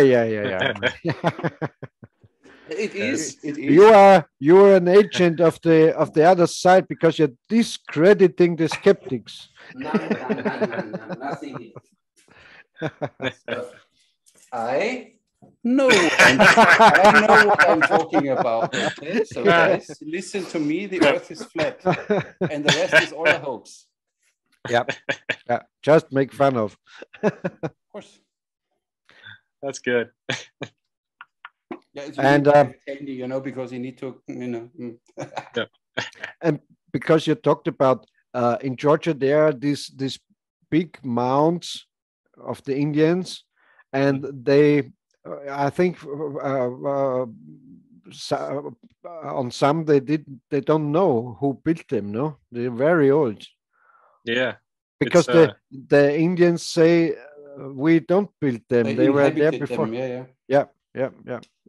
Yeah, it's I forgot how many. I gotta go back and look at all these. When's the earliest you dated some of it? Do your research for the next show. We will invite you again if you want to. Then you can explain a little more. So it's that one's CA. I don't know what CA means. CA 600 to 1000. That one's CA 2500 to 150 BP. Yeah. I think they call them the mount builders or so. No? Is it? I don't know. 6,000 years? Ooh, nice. Yeah. Different periods. But they go based off the style of arrowhead. Okay. There was a knife head. There was a big controversy in the past, because the science said before the Clovis people, they came from Asia, from Alaska down to the United States and Canada and so on. There were no culture before the Clovis culture. They found these Clovis spear points and arrow points. And then one guy dug deeper some meters and he found much older cultures, and they laughed about him because it was an accident that slipped through that arrowhead or so on. And now they know he was right. There was but of cultures course, long before. It's of course when you do your digging and you find something, and then of course you stop. You want to have it be the oldest and the first, because then you are the one being in the history books as the founder of the first civilization here. Yeah. And of course you fight against it, and then somebody digs a meter more and says, oh, look at this. That was exactly. Way, it can't be. Yeah. You faked it and so on. Yeah, it's exactly like that. Yeah. Yeah, it's just wild. It's crazy. Sometimes I think about it. I was like, there's people doing archery here way before me. Yeah, of course. Yeah. And I'm still out here doing it. Yeah. The spirit lives on. Yeah. Nice. I some weeks ago in a television show, they talked about the fossils, the petrified bones of the Tyrannosaurus, and I never knew this. I think they found about 17 or 18 pieces on different places around the Earth. So they never know how big they were, how many were around of this one Saurus and so on. So it's all kind of calculation and fantasy, and they don't know if they had feathers or if they had fur. They don't know nothing. But we only know that they had very short arms. That's why they died out, because they couldn't shoot bow and arrow. They couldn't eat. They couldn't use bow and arrow. So they can eat, it's no problem. Yeah, I don't know what to do. I remember seeing dinosaurs, and then I went to a dinosaur. I took my son to a dinosaur exhibit. They're showing some with feathers and stuff. I was like, I'm used to seeing the ones that look like reptiles. Yeah, and you know that's not a conspiracy. Think about this, like this. That's not a conspiracy. These big dinosaur skeletons that's petrified in the museums and so they all made in China. It's true. They're finding one small bone of a dinosaur and then they're making a complete skeleton and putting that in a show in a museum. It's crazy. Yeah. Yeah. What can we do? Okay. So did you ever shoot one of these Native American plain bows? They only have this 22, 24 inch draw, you know, these really simple. Did you ever shoot one when you lived there? Nah, I never shot any. I'd like to. Yeah, I was pretty stubborn growing. I guess I find one bow, shooting instinctive. I find one bow and I just want to stay with that bow as long as I can. It's I haven't really shot many. Once I think the first couple of years of shooting the recurve, I played around with 2 or 3 or 4 different bows, and then I found an old Hoyt bow my boss gave me, and then I liked that one, so I stayed with that one for like 8 years. Okay. And then I found the one I'm shooting now maybe a year ago. But it seems like if I stick with one bow, I get really, really used to it and know that timing and that speed, and it really comes together. And then now I think that when I switched to this bow, it took maybe 3 or 4 months to get really, really used to it. Oh yeah. What's your draw length? It's 30. It's about 30. Really? Are you a tall guy? How tall are you? 6'1", 6'2", somewhere around there. Oh, you're a tall guy. Which arrows do you shoot usually? I shoot. I got a few different ones, but I usually shoot like these gold tips warriors arrows, and then I'll either shoot 3 fletch or I'll use the flu spiral feathers, depending on how much I want to walk. And then of course for the trick shots you use flu, of course. Yeah. Awesome. So it just depends. Lately I've been using normal arrows just because I want to. It seems with the flus I could still get it done, but it takes a little bit longer just getting used to that drop. And then some of them just fly a little different than others, where it's the regular arrows have a really consistent flight. And they're slower. They are slower. The flus are way slower, and then sometimes they don't quite group as well as the regular arrows. And the flus are good when stuff's up close, but out far, you could really tell a difference. Yep. I saw old pictures, and I don't know, maybe also movies. Howard Hill had a kind of bastard arrows. You know, he had 3 big fletches like flu on his stage arrows sometimes. You know, they weren't exactly flus, but they had bigger. 3 bigger feathers on, because on stage you don't need. You don't shoot distance. I see some people using flus on stage, and I think it might help a little bit too. If you got a small target, it might bump it out of the way a little bit easier too. Maybe, Yep. And they are better visible to the camera too, of course. Yeah, you can see them better. Yep. It's I enjoy the flus a lot. Have you ever tried the Luminox for your work? I'm actually planning on I'm gonna buy some this week. I want to do with the filming and stuff. I'm in the process of buying lights. Like I got 5 video lights right now, but I want to get a big spotlight, maybe another light, and do some stuff in the dark, trick shots in the dark with the Luminox, and I think it'll look really cool on film. Yeah. But I'm getting the process of getting into that. I don't know if he's still there. The marketing boss of Luminox was a guy named Jim Crane. He's also on Facebook. Maybe you can talk to him. He's a nice guy. Jim Crane, like the crane, you know. Yeah. CRANE. Yes. Okay. Yeah, Jim Crane. Yep. Yeah. Nice. I want to do that. I want to try that and see how it looks on camera. I don't know if I'm 100% right, but you know, I had a contract with Luminox and so on, but all that dropped down when the Chinese started to sell to retailer customers, you know, because back then Luminox had to order, I don't know, 5,000 of these Knocks. And shortly after, I think 3 years after or so, they started with Alibaba, AliExpress, and you, as the retail customer, can order 3 or 5 or so Knocks, and so they hadn't left enough money to sponsor the guys. Yeah, it's tough with the archery industry. I mean, with the outdoor industry in general, it's very everything. It's down. A lot of the television shows now are dying. It's going mostly towards internet now. Yeah, television is dead, so to say. That's why I'm trying to. I still film a little bit TV shows, but now it's mostly just trying to focus on this. But I still do some here and there. We could think about a proper archery TV show, something. Yeah, something, produce something nice. Yeah, I want to get into it. I know my boss has been talking about that stuff, but it's like, honestly, you know, when we get the reviews back, it's like we can reach way more people on the internet than we can anywhere else. Yeah. It's true. That's where it looks like it's going. So we look forward for the future to see a lot of more trick shots of you, see you on stage, see a TV show, and a lot of stuff coming. What would be your advice? What would be your advice for a beginner who thinks about starting, saw some archery movies or whatever, watched your videos and thought, I want to be as good as him? What's your advice for a beginner? I mean, the basic one is just practice. Practice is what they're shooting with. You can't expect to shoot still targets and be good at moving targets.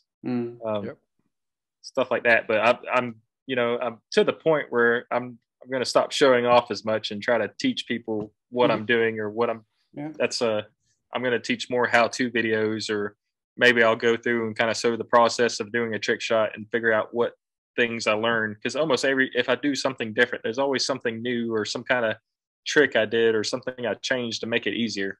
And I got a lot of videos lined up. I'm going to edit some soon and then show them how to do different shots, or what makes this shot easier, or how you can go into this shot.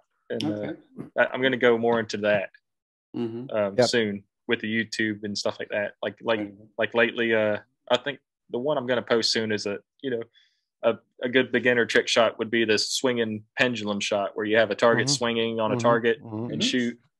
And then, just little tips like that. It's better to follow the target. Some people like to shoot at a spot and just hoping they get the timing right. They expect the timing, but it's not going to work. Yeah, it's not as consistent as if you were to get the speed and the following down. I just show different little tips like that, how to make things consistent. And I'm going to try to do that with every type of shot I did. Good idea. Nice. Very good. Show people how to do it. So maybe you can. Coming. Good. Yeah, maybe you can. A lot of things are coming. Very good. Looking forward. Maybe when you're doing these instructional videos, you can put out the kind of challenge. So they send you the clips they are making when trying to reproduce your lessons or so. Would be nice. I will do that certainly, for sure. Yeah. When I try then one of your trick shots, I will make a video and send you. Hey, see me fail.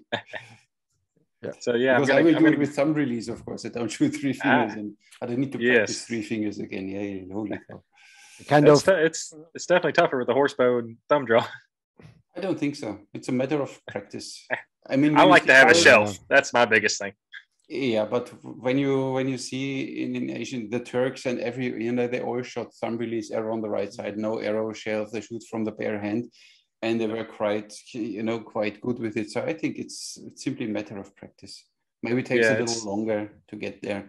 I mean, I'm still more accurate when I shoot 3 fingers, I have to admit. So when I shoot not train or whatever, 3 arrows directly, 3 fingers, the grouping is like this with thumb release.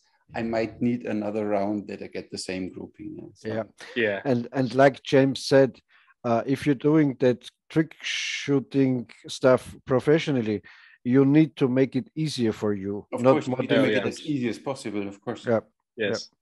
Yeah, I was just thinking about the other day. Like, I did that last talent show, and I shot 5 balloons with 5 arrows at once. And I was pinching the arrows together and make them spread. And I was like, why didn't I just have 5 different arrow rests and 5 different knocking points? I was like, I think nobody cares whether I'm squeezing the arrows or not. And luckily I got that shot first try, but it was honestly a shot that it could have took. as much as I was practicing, I could only get it in 1 out of 3 shots. But luckily, I got it done on the show. But I was like, I could just make all the arrow rests and make it, just easy for me, where I don't have to stress so much. Byron Ferguson. Once I was able to be backstage at one of his shows and he had what he calls his double-barreled bow. Originally he had the arrow shelf and the second arrow rest, and then I picked up this bow and looked on it, and he just put the screw into the wooden bow. This is for the second arrow rest, because that glue on arrow rest always falls down, so he just put in a screw. So typical, but it works. It works, yeah. Of course. Yeah. And it's not that you shoot thousands of arrows over it, so it needs to work for the show, and it's fine. Yeah. It's pretty cool. But here around in Europe, a bow is a kind of sacred thing. You never would put in a screw into a wooden bow, but Byron is a kind of pragmatic guy. You got to use what works. Yeah. Of course. Great. Nice. That was a nice talk, very interesting, and it was really nice to meet you, get to know you. Yeah, I'm still jealous of your skills, but it's okay. Don't be jealous. It's fine, I really enjoy both of y'all videos. It was wild having Peter contact me, because I remember watching his videos too, and watching his channel. Yeah, when I was getting into live archery, I was looking up and I was like, oh, this. I think the first one I seen was he's either in Japan with the rings. Yep. And then I seen it's almost like silent movie kind of things he's doing too. I seen that, and then I seen your review videos too, and talk about the horse bows, and you kind of introduced me into the horse knocks, the horse archery knocks. Yeah, and I was getting into that. I still want to get that fang knot. I want to try that out. They're quite big. Yeah. They're not bad. For fast shooting, they're really good. Yeah, that's a kind of a little problem with the carbon arrows, because I like to use that old Mercury Knocks with the big funnel on the end and the big index, and you can use it on that Eastern Legacy, on that aluminum arrow shafts, because they have the same taper like the wooden arrows, which are the knocks are made for, and so there are not a lot of wide-mouthed knocks for carbon arrows around. That's kind of now we get some. We have these Koch Knocks from Turkey. They're quite nice. They have the ends even slightly twisted, so no matter how you pull them back, they always end up on the string, and they open up. And there are a lot of different ones now. So they realized that there's a market for this. So and the Fang Knocks, they started then, but the first iteration was really big. The second iteration was then a little smaller, but more versatile, easier to use. So it's fun. It's fun to shoot with them. Yeah, I play around with them. I still can't. I'm still not good with them yet. It's great. Watching, just seeing that, it's like, oh, it's neat watching you all on video before talking to you for these years. I mean, I forgot how many years I've been watching. Because there are not a lot of really new genius inventions around in archery, because you can't most stuff is thousands and thousands of years old. It's the same thing. With the compounds, they sometimes, like with the what's an Oneida bows, they came then up with this design, but still the same. You shoot an arrow, and what can you do? You can change the tips, you can change the nocks, the fletchings, or whatever. Put these cylindrical thingies on it, or vanes instead of it. I think the really two inventions which were groundbreaking in archery was the use of fiberglass and maybe the compound bow. But then there's nothing new. Laminated bows in general, not only one piece out of a piece of wood. Maybe the Archer release for the compound. But it came along with the I don't know. Had they invented the release at the same time like they invented the compound bow? I don't know. I think so. In the beginning, not. I think.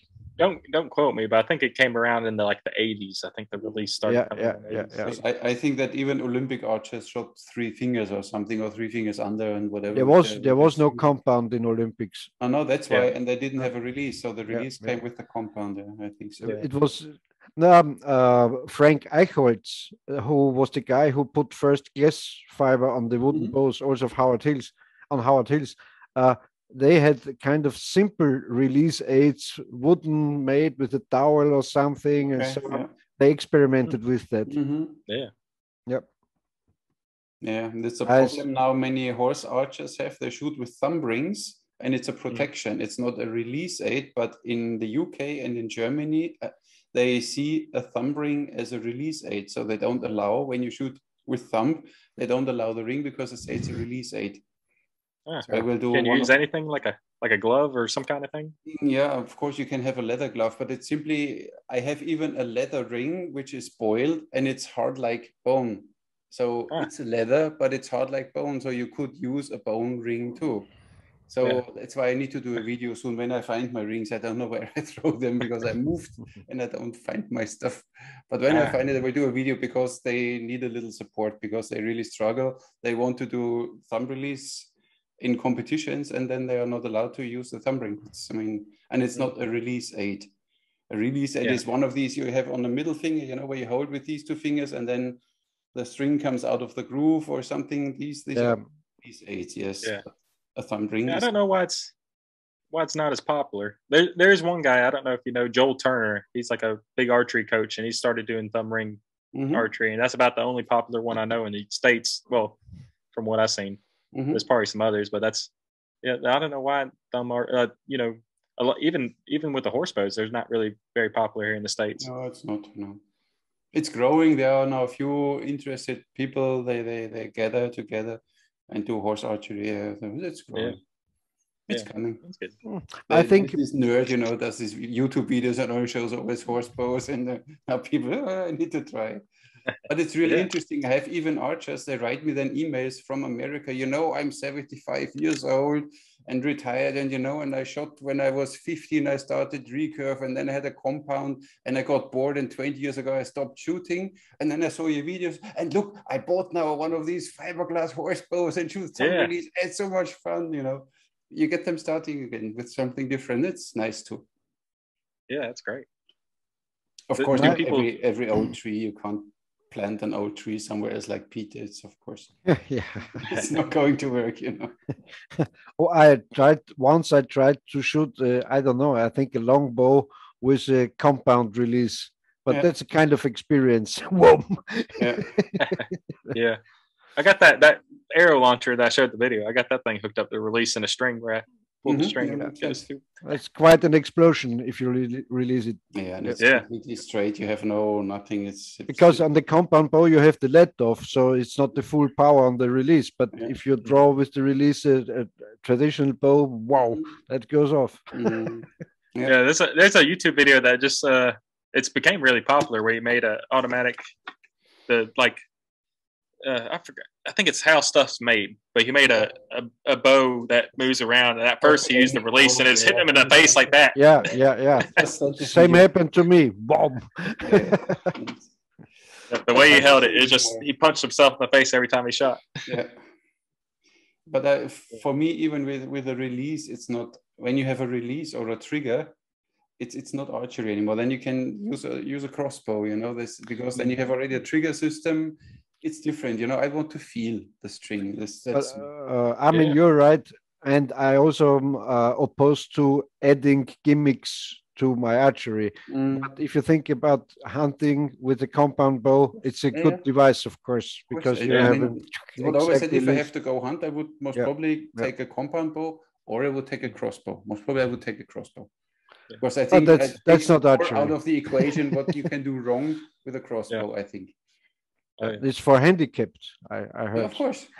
The others have wheels on it. It's already for handicapped. So what's it's just the tool. You can use it for whatever. Exactly. It's it helps. But on the other hand, what the invention of the compound bow did to archery, you shouldn't underestimate, because the compound bow made archery a lot of more popular. Of course. Back then. And then Rambo, his first bow was a compound, of course. Yeah. And you know that there was a kind of promotion campaign of bear archery, and the slogan was "Become a two-season hunter."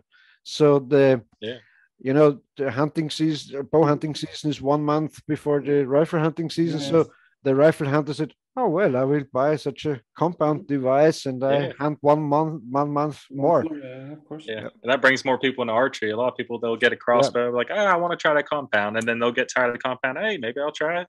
Recurve or horsebow, whatever. And it kind of brings more people into the sport that way. And it's whatever helps promoting archery is fine. Yeah. On the other hand, the more archers around, the more fools also around in archery. That's with anything. Yes, it's the same with everything. You have 10 archers, you have 1 fool, you have 1,000 archers. Yeah, you can do the math. I'm still trying not to be a fool. You are not. You're not. I'm sure I have my foolish moments. We all have them. Yep. But you see on the comments, on the comments on YouTube that most of them are, I think, not even archers or good archers. They made then these smart comments about that I do something wrong or whatever, I have the arrow on the wrong side because they watch a Robin Hood movie and there's the arrow on the inside and I shoot with the arrow on the outside. What instructor are you? You have no idea. You have the arrow on the wrong side and whatever. You know that these people don't even shoot bow and arrow. So that's why it's always. Yeah. I don't try to read them, or I'll try to. I won't ignore them. I always get the one. It's like, why are you not winning Olympics if you're doing this stuff? I was like, it's a different type of archery. It's like asking a guy that does backflips on a bicycle to do the Tour de France. Yes, same thing. Yeah. They don't understand it. Maybe we have to deal with it. Yeah. This is when you show your face. It's always like this. When you open up, you show yourself to public. Of course, you get criticized from some people. It's normal. Oh yeah, it's just a part of it, especially with the internet. If they criticize you, you do something right, because in football they only run after the one who has the ball. So that's why it's fine. Oh yeah. So we still do something right, and they still watch the video. They still give you watch time and the click and whatever, and the comment. Oh yeah, it's good for the traffic. So it's always fine. Yeah. Oh, yeah. You've been around for a while, so you started back when YouTube was really mean. They used to be really mean back in the day. It seems like they got better now, but there's still some out there. Yeah, of course. Yeah, nobody knows these algorithms of YouTube. Yeah, I don't know. Yeah. So it was nice talking, I'd say. Really nice. Oh yeah. It's great. Thank you very much for your time. And thank you. If you don't mind, and we do a follow-up later on, because you will do new trick shots, you prepare the show, you prepare your TV show. Yeah, we can still get always updates from what you're doing. Would be very nice. If you don't mind, if it didn't bother you too much with these two old grumpy guys having a talk. Oh no, I liked it. I mean, one grumpy guy and me, but you know what it is. And James, if you like, so you can use this show for your channel too. There's no problem. We publish. I publish it. You can have the whole video. You can have the whole video if you like, so you can load it up. Oh, that'd be great. Yeah. We'll do that. So let's stay connected, man. Yeah, this is good. I like it. There's no archers around me close by that shoots recurve or nothing. Yeah, everybody shoots compound, and usually during hunting season. So it's nice to be able to talk to other archers. It's a it's a great thing. People. Yeah, and it's like I can't. If I talk to my wife about archery, she just I can actually talk to you about archery. No, but it's really, with a lot of Americans, they only see bow and arrow for hunting. And then you have sometimes a discussion. But why do you even shoot a 40-pound bow? Is it because it's, that's why I made last time this poll on Facebook. What is your comfortable draw weight? And the most people shoot 40 pounds, and then 35, and more than 70 is then, only a little amount. So most people shoot around 40 pounds. So what's the purpose of having a 40-pound bow? Yeah, shoot it. Not everybody can shoot a 60-pound bow or a 70-pound bow, or is willing to train that much. Not even I am willing to. I can shoot a 60-pound bow, but it's not comfortable for me. So all day long, I don't want to shoot it. But I feel fine with 45, 50 pounds. I can shoot it all day long.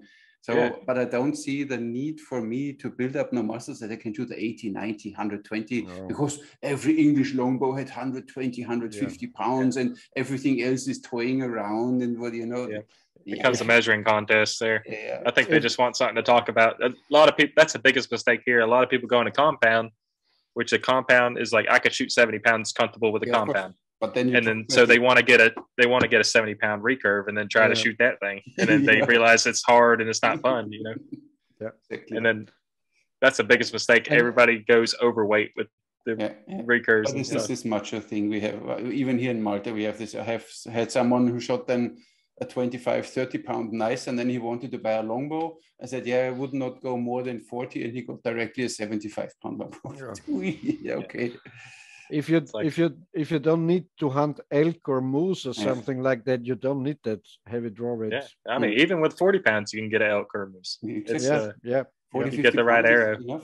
But people don't realize that. They just want to go big. It's like it's a macho thing, you know. It's like my car has more horsepower than yours, and my bow has more pounds than yours. It's simply. And I would shoot a lighter poundage if I could shoot better. But I feel like I get a little bit cleaner. I found the right balance. If I can get a clean release, and it's comfortable for me. But if I have a lower bow, I feel like I'm missing more. I'm amazed always by Byron Ferguson. He does all his stage shows with a 70-pound bow. But I think he feels most comfortable with it because it's the bow he shoots the most probably. So and then of course you don't want to make your life harder and change your equipment. That's the biggest thing. And you can shoot very heavy arrows with it, so I think it's fine even for a stage show. It's beneficial. Some heavy broomsticks instead of some lightweight carbons. I think. But I'm not a showman. You are the showman, so I have no idea. The showman, the bowman. But now we have a new bow showman, huh? Yeah, he beat us. He beat us all. Yeah, he did. No, it's people don't get it, but like, you know, you guys, and then like Byron and like in Byron and Howard Hill, there's like, oh, you know, you're doing all this stuff, and I was like, no, I wouldn't be able to do this unless these guys was before me. You know, it's like they laid the foundation and built it bigger. It's supposed to, things are supposed to progress better. But now it's like with the internet and all that stuff, so many things are going on. You could easily, you know, learn stuff is quicker than ever. You know, there's nothing, I'm sure, you know, Howard Hill, they couldn't watch videos on any of this. He had to probably teach himself a lot. And now there's so much information out there and so much visual stuff you can see. And you know, Howard Hill had Howard Hill had a big advantage because he was friends with these Warner Brothers guys, and so he could use their sets, their studios, and their pin-up girls and starlets and so for his clips, because I think it wouldn't be affordable to make clips like Howard Hill did back then. If you set it up for yourself, it would be too expensive. Have you talked to Jerry Hill yet? Sometimes I'm chatting with him or so on Facebook and so on. But we do our best to get him in the show. Special guy. Yes, we asked him to get into the show, but he says at the moment he's too busy with the new broadheads he launched. I got you. I figured he'd be a good guy to talk to because he's always talking about Howard and kind of keeping his story alive. He knows a lot of stories. We see. When we get him, we get him. We will ask him again. For now, we are more than happy that we had you. I'm glad to be on here. That's wild. I did see, because I remember when I forgot who was talking about. I was watching one video and then they mentioned your two shows, and I watched some of the clips right when it came out, and then when he asked me, I recently watched Byron's, and that was pretty neat. I'm glad he's out there doing it still. Great. So we simply stay in contact. We stay in touch. And we. If you want, we invite you again in a few weeks down the road. Oh, perfect. Yeah, I'm happy to come on.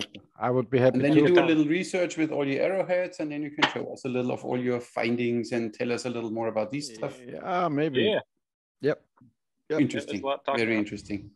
So best greetings to Georgia and to your family, and have a nice day. Thank you. You too. And it was great talking to you all. Thank you. Armin, is that how you pronounce it? So now out to the people. We put the link to your YouTube channel, your Facebook in the description. So check him out, show him some love, and the link to Peter, and and like and subscribe and thumbs up. And if you don't like, put thumbs down twice and whatever, all the magic tricks, and then everything is fine and we will be happy. And if you have some questions, write them in the comment section below. And now I'm done. Good. Yeah. And if you never have seen James' videos on YouTube, you don't know what you're missing, because he's the new trick archer around. He beats them all. Yeah. Great work you're doing. Definitely. Well, thank you. Okay. I appreciate it. Thank you very much. Then we're signing out. Thank you very much. See you next time. James, it was a pleasure. Bye-bye, folks. Pleasure. Thank you very much. Ciao, ciao. Bye.